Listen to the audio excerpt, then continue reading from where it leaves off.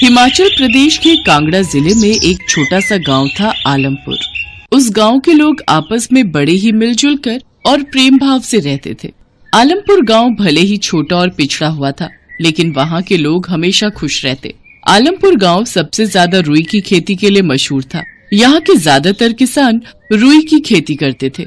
ये छोटा सा गांव जिले से काफी दूर बसा हुआ था, जिस कारण यहाँ सुख सुविधा देर से पहुँचती थी। इस गांव के एक ओर जहाँ बड़ा पहाड़ था, तो वहीं दूसरी ओर बहती नदी और तीसरा रास्ता वो घना जंगल था, जहाँ खतरनाक जंगली जानवर रहते थे। जब भी किसी को गांव से बाहर जाना होता था, तो उसे वो पूरा पहाड़ चढ़कर दूरी तय करनी होती थी। और अगर गांव का कोई आदमी बीमार हो जाता, तो उसे खाट में लेटाकर गांव के मर्द पहाड़ पार करवाते। लेकिन बरसात के समय उनके लिए और भी मुसीबत हो जाती।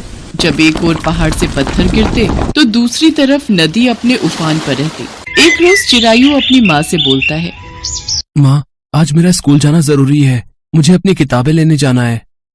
हाँ मेरे लाल, आज तुम्हें तुम्हारी किताबें जरूर मिल जाएंगी। वो चिरायू के साथ पहाड़ वाले रास्ते की तरफ जा ही रही होती है कि तभी उसे गांव की एक औरत सीमा मिलती है और वो उससे पूछती है, अरे रेखा बहन, उस पहाड़ वाले रास्ते की तरफ क्यों जा रही हो? सीमा बहन, आज चिरायू की किताबें मिलनी है स्कूल से, तो पहाड़ के रास्ते वही लेने जा रही हूँ। लेकिन उसी रास्ते क्यों? मेरा मतलब है, आज मौसम खराब है ना, तो पहाड़ वाले रास्ते पत्थर गिर रहे होंगे। हे राम, ये तो मैंने सोचा ही नहीं। नदी वाले रास्ते पर सुभाष भाई अपनी नाव लेकर खड़े होंगे, तुम उसमें क्यों नहीं चली जाती? सुभाष भाई नदी के उस पार ले जाने के 10 रुपए लेता है, तो हम दोनों के आने जाने के वो 40 रुपए ले लेगा। बस यही सोचकर मैं पहाड़ वाले रास्ते से जा रही थी। अरे रेखा बहन, जान है तो जहान है। बरसात में पहाड़ी रास्ते पर चलना खतरा ही होता है, और जंगल के रास्ते जाना मतलब जंगली जानवरों का शिकार बनना। इससे तो अच्छा है नदी के रास्ते ही जाया जाए। माँ, अब मुझे मेरी किताबें कैसे मिलेंगी?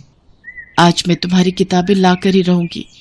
सीमा की बात मानकर रेखा नदी वाले रास्ते पर जाती है, जहाँ पहले से और भी गांव वाले उस सुभाष नाव चालक का इंतजार कर रहे थे। बरसात के कारण नदी में काफी ज्यादा पानी था। पता नहीं ये मुआ सुभाष कहाँ मर गया। सुबह से दिन होने वाला है, अभी तक नहीं आया। मुझे शहर में अस्पताल जाना था अपनी दवाई लेने। काकी, मैं भी सुबह से उसी की बाट में बैठा हूँ। शहर जाकर दिहाड़ी मजदूरी करते तो कुछ पैसे आ जाते, उससे 2 वक्त की रोटी खा लेते। वो सभी बातें कर ही रहे होते हैं कि तभी सुभाष वहाँ अपनी नाव लेकर आ जाता है। चलो चलो, किस किस को चलना है गांव के उस पार? लेकिन आज पूरे 50 रुपए लगेंगे। हाँ, पहले ही कह देता हूँ। लेकिन कल तक तो तुम 10 रुपए लेते थे, फिर अब 4 गुना भाड़ा क्यों बढ़ा दिया? हमारे पास तो इतने पैसे नहीं है। कल मुहे आग लगे तेरी इस नाव को, मैं तो नहीं जाती अस्पताल तेरी इस नाव में नास पीटे। अगर काम पर नहीं गया तो कमाऊंगा क्या और खाऊंगा क्या? मेरी दिहाड़ी तो 300 रुपए है। अगर उसमें से ये 50 रुपए आने जाने के भी लेगा, तो कम से कम 2 वक्त की रोटी के पैसे तो मेरे पास आ ही जाएंगे। इतना सोचकर केवल बिरजू और मजदूरी करने वाले दूसरे लोग उसकी नाव में बैठ जाते हैं, जबकि कमला काकी और रेखा वापस आ जाते हैं। घर आकर रेखा ये सारी बात सीमा को बताती है। सीमा ही उस गांव में थोड़ी पढ़ी लिखी थी। आने जाने की सुख सुविधा न होने के कारण ज्यादातर चिरायू स्कूल नहीं जा पाता था, इसलिए रेखा के बेटे चिरायू को कभी कभार सीमा ही पढ़ा दिया करती थी। रेखा की बात सुनकर सीमा मुखिया के पास जाती है और सुभाष की शिकायत उनसे करती है। उसकी इतनी हिम्मत, गांव की बहू बेटियों से वो इस तरह पैसा लूट रहा है। उसे आने दो, मैं उसे बताऊंगा। लेकिन मुखिया खुद सुभाष से मिला हुआ होता है। वो उसकी कमाई का आधा हिस्सा उससे ले लिया करता था, इसलिए उसे कुछ नहीं कहता। ये सिलसिला कई रोज तक ऐसा ही चलता रहा। फिर एक रोज शहर से कुछ अधिकारी उस गांव में आए। उनमें से एक अधिकारी ने पूछा, यहाँ पर सीमा कौन है जो पूरे 6 महीने से लगातार सरकार को पत्र लिख रही है? जी कहिए साहब, मेरा नाम ही सीमा है और मैं ही कई महीनों से आपको खत लिख रही थी, लेकिन उसका अब तक कोई निष्कर्ष नहीं निकला साहब। देखिए, आपकी समस्या के समाधान के लिए ही सरकार ने हमें यहाँ भेजा है। आपकी बात सरकार तक पहुँच गई है। अब आपके गांव से एक सड़क शहर जाने के लिए बनेगी। हमारी तरफ से मजदूर आएंगे जो आकर सड़क का निर्माण करेंगे। साथ ही सरकारी अधिकारी भी मौजूद रहेंगे जो कि पूरे काम की निगरानी रखेंगे।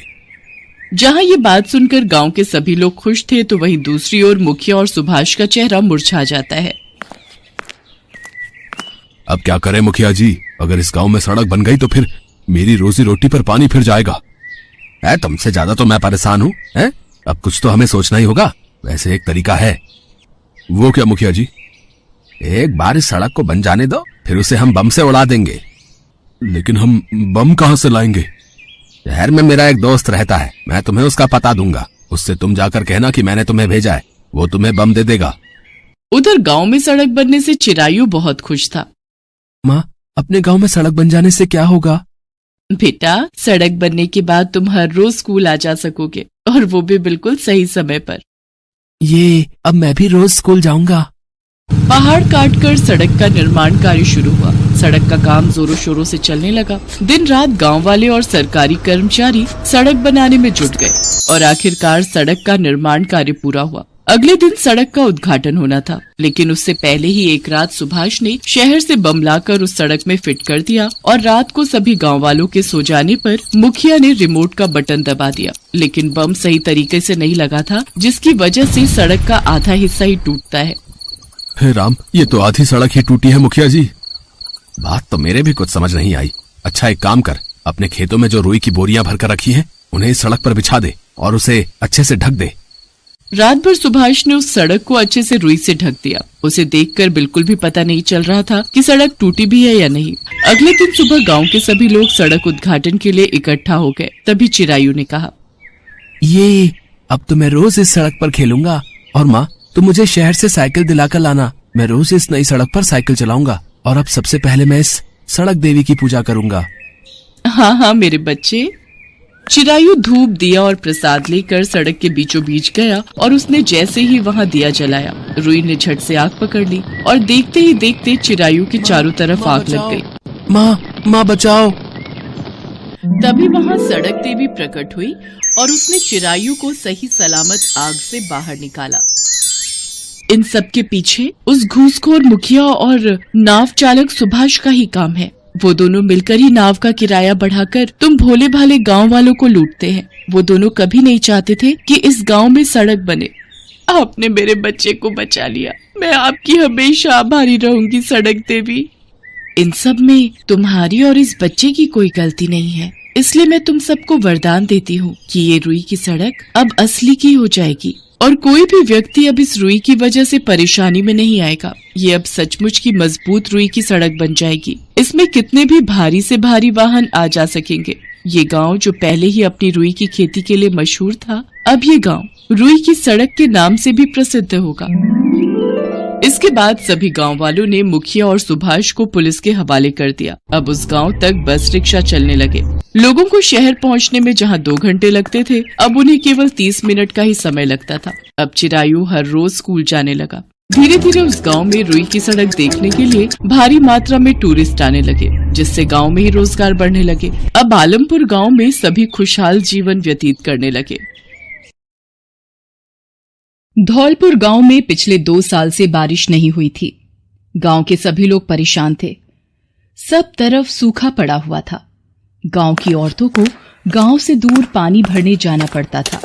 एक दिन, ओ रामकली, थोड़ा धीरे चल ले, मेरे तो पैरों में दर्द हो रहा है। इतनी दूर पानी भरने जाओ, पता नहीं ये गांव में पानी की परेशानी कब दूर होगी। छाया दीदी, शाम घिर आई है, रात का भोजन भी तो तैयार करना है। जल्दी नहीं चलूंगी तो घर कैसे पहुंच पाऊंगी? अरे गौरी कहाँ गई? वो देखो आगे आगे तेजी से चल रही है। इतनी तेज धूप है, थोड़ा धीरे धीरे चल ले। ये रोजाना पानी भरने इतनी दूर जा जाकर तंग आ गई हूँ। ये मुझे क्या हो रहा है? ये मुझे क्या हो रहा है? मुझे चक्कर आ रहे हैं। मेरा सिर घूम रहा है। हे भगवान! अरे छाया दीदी, लगता है गौरी बेहोश होकर गिर पड़ी है। इसे पानी के छींटे मारो तो होश में आए। भगवान का शुक्र है तू होश में आ गई। अब धीरे धीरे चलना। कब से सोनी के बापू को बोल रही हूँ इस गांव को छोड़कर कहीं दूसरी जगह चल लो, पर ये मेरी सुनते कहाँ है। बिट्टू के बापू तो गांव छोड़ने को मान गए हैं। 2 दिन बाद गांव के बहुत से परिवार दूसरी जगह रहने को जा रहे हैं। हम भी उन्हीं के साथ निकलेंगे। मेरे पति ने भी मुखिया जी से बात कर ली है। मुखिया जी भी अपने परिवार के साथ इस गांव को छोड़कर जाने की सोच चुके हैं। फिर तेरे पति को तेरी और बच्चों की चिंता क्यों नहीं हो रही? ये बात हमारी समझ से बाहर है। जैसे तैसे करके गौरी अपने घर पहुंचती है। रामकली और छाया की बातें उसके दिमाग में घूम रही थी। ऊपर से वो धूप में चलकर आई थी। राशन पानी लेकर अपने पति शंभू पर चिल्लाने लगी। आज तो मैं वापस ही ना आती, रास्ते में ही अंतिम सांस छोड़ देती, फिर करते रहते बच्चों की देखभाल अकेले और पड़े रहते इसी गांव में। अरे भाग्यवान, क्यों इतना गुस्सा कर रही हो? हुआ क्या? बापू, रामकली चाची बता रही थी कि माँ रास्ते में चक्कर खाकर गिर गई थी। रहने दे सोनी, मेरे बारे में कुछ भी बताने की जरूरत नहीं है इन्हें। क्या फर्क पड़ता है मैं मरूं या जीऊं? ये तो इसी गांव में ही पड़े रहेंगे। सारा गांव खाली हो रहा है धीरे धीरे, और ये हैं कि जमकर यहीं बैठे हैं। तभी गांव का मुखिया भी आ जाता है। शंभू, हम सबका भी यही मानना है कि अपने और अपने परिवार की सुरक्षा के लिए इस गांव को छोड़ना ही बेहतर होगा। हाँ मुखिया जी, मैं अपनी मातृभूमि को कैसे छोड़कर चला जाऊं? मेरा जन्म इसी गांव की धरती पर हुआ है। मेरे माँ बाप की निशानी, मेरा ये घर उनकी याद दिलाता है। मैं यहाँ से कहीं नहीं जाऊंगा, मुझे माफ करना मुखिया जी। तुम्हें नहीं जाना तो मैं सोनी और दीपू को लेकर जा रही हूँ। पड़े रहो अकेले, कल सुबह रामकली और छाया के साथ निकल जाऊंगी। मैं क्या करूं भगवान? मेरे पूर्वजों की मिट्टी, मेरी मातृभूमि, मेरी जन्मभूमि इसी गांव की मिट्टी है। मुझे आज भी अपने स्कूल का वो दिन याद है जब मास्टर जी हमें पढ़ा रहे थे। तो बच्चों, समझ में आया? हमारी मातृभूमि हमारी माता है। इसका मतलब मातृभूमि हमारी माँ के समान है, यानी कि इस गांव की मिट्टी मेरी माँ है मास्टर जी। हाँ शंभू बेटा, मातृभूमि वो भूमि है जहाँ मनुष्य जन्म लेता है, उसकी मिट्टी में खेलकर बड़ा होता है, उस मिट्टी से अपनी जान से भी ज्यादा प्रेम करता है और उसे माँ का दर्जा देता है। मास्टर जी, मैं हमेशा अपनी मातृभूमि अपने गांव में ही रहूंगा। इस गांव को छोड़कर मैं कभी नहीं जाऊंगा। शंभू की याद वापस आ जाती है। उसकी आंखें आंसुओं से भर आती हैं। अगले दिन धीरे धीरे पूरा गांव खाली होने लगा। सब लोग अपने परिवार वालों के साथ दूसरी जगह जाने लगे। लगता है सब चले गए, पर मैं अपने गांव की धरती पर ही रहूंगा। मैं कहीं नहीं जाऊंगा। गौरी, तुम क्या हुआ? गई नहीं? कुछ भूल गई क्या जो लौट आई हो? हाँ, तुम्हें भूल गई थी, इसलिए वापस आ गई हूँ। मुझे माफ कर दो, मैं तुम्हें अकेला छोड़कर जाने लगी थी। मैं पत्नी का कर्तव्य भूलकर अपना स्वार्थ देख रही थी। आपको मुसीबत के समय अपनों की जरूरत है और मैं आपको ही छोड़कर जा रही थी। मैं कहीं नहीं जाऊंगी, बल्कि इस मुसीबत से निकलने में आपका सहयोग करूंगी। गौरी और बच्चों को वापस अपने पास देखकर शंभू बहुत खुश होता है। उसकी हिम्मत बढ़ गई थी। वो गौरी से कहता है, गौरी, तुम मेरी ताकत हो। अब मैं इस मुसीबत से निकलने का हल जल्दी ही ढूंढ लूंगा। सबसे पहले मुझे इस कुएं के भीतर जाना होगा। कोशिश करता हूँ कहीं से भी थोड़ा पानी की उम्मीद निकल आए। मैं औजार लेकर आती हूँ। बापू, इस कुएं में खुदाई करके हमें पानी मिल जाएगा? हाँ बिटिया, मेहनत करने से सभी काम सफल होते हैं। बापू, हमें आप पर पूरा विश्वास है, आप इस काम को जरूर करोगे। मेरे बच्चों, तुम्हारी माँ और तुम दोनों तो मेरी ताकत, मेरी हिम्मत हो। अब मैं इस काम को आसानी से कर लूंगा। शंभू कुएं में उतर जाता है और खुदाई शुरू कर देता है। कुछ दिन बीत जाते हैं। एक दिन, अरे ये पत्थर कैसा? कहीं इसी कारण तो इस कुएं का पानी नहीं रुका हुआ। इसे हटाकर देखना होगा। बड़ा भारी पत्थर है, मुझे जोर लगाना होगा। क्या हुआ जी, सब ठीक तो है ना? हाँ, वो एक बड़ा पत्थर अटका हुआ है, उसे हटाने की कोशिश कर रहा हूँ। शंभू काफी जोर लगाकर उस पत्थर को हटाने में कामयाब हो जाता है। वो देखता है जैसे ही वो पत्थर को हटाता है, वहां से पानी की धार बहने लगती है। वो खुश हो जाता है। अरे यहाँ पर तो पानी है, पर ये पानी इतना चिकना कैसे है? ये तो तेल है जो गाड़ियों में पड़ता है। हाँ, ये वही है। इसका मतलब इस कुएं में तेल है। ये तेल का कुआं है। मुझे ये बात मुखिया जी और सरकारी अफसरों को बतानी होगी। क्या? ये तेल का कुआं है? तुम जल्दी से जल्दी ये बात मुखिया जी को पहुंचाओ जी। हाँ, मैं मुखिया जी को साथ लेकर ही सरकारी दफ्तर जाऊंगा। शंभू दूसरे गांव में मुखिया जी के पास जाता है और उनके साथ मिलकर सरकारी दफ्तर पहुंचता है। ठीक है, मैं आपकी बात पर गौर करने के लिए अपनी एक टीम आपके साथ गांव भेज देता हूँ। जी, इसी कोने में ही तेल मिला है। आप लोग इस कुएं में उतरकर एक बार चेक कीजिए, क्या सच में ये तेल का कुआं है? साहब, ये सही कह रहे हैं, ये तेल का ही कुआं है। और फिर शंभू के द्वारा की गई मेहनत का परिणाम बहुत ही अच्छा निकलता है। गाड़ियां भर भर के कुएं से तेल शहरों में जाने लगा। धीरे धीरे धौलपुर गांव की हालत में भी सुधार आ गया। सबने पक्के घर बनवा लिए। पानी की भी कमी पूरी हो गई और धौलपुर एक खुशहाल और विकसित गांव बन गया। अब शंभू, आखिर तुम्हारी इस गांव को छोड़कर ना जाने की जिद गांव के लिए एक वरदान साबित हुई।